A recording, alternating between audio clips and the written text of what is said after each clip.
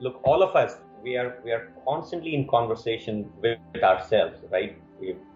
Even in sleep, we are dreaming of some beautiful things, sometimes nightmares.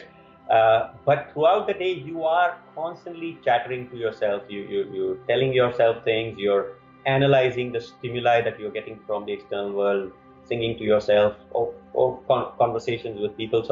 So to me, you're already writing. It's all inside your brain, and there is a lot of chaff, and there are very good nuggets as well. So it's a matter of just putting that down on paper. And I think people stop themselves from that either because they don't have the drive to write it, or they're lazy, or they're just diffident, right? Or they just tell themselves that, okay, look, I'm not a good writer.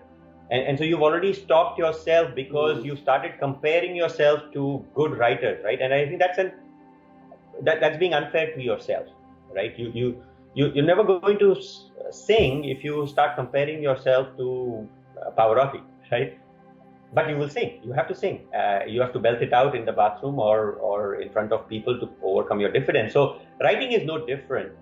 The one thing that you do need, once you start writing and you get into that mold and it starts becoming a little more natural to you, is then you start teaching yourself, okay, how do I write better? How do I write something that I would have loved to read if somebody else had written it, right? And for that, then you start developing your vocabulary.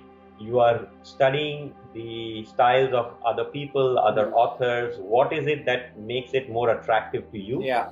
And then you start imbibing it. So it's a natural process, no different than any other art. It takes its time.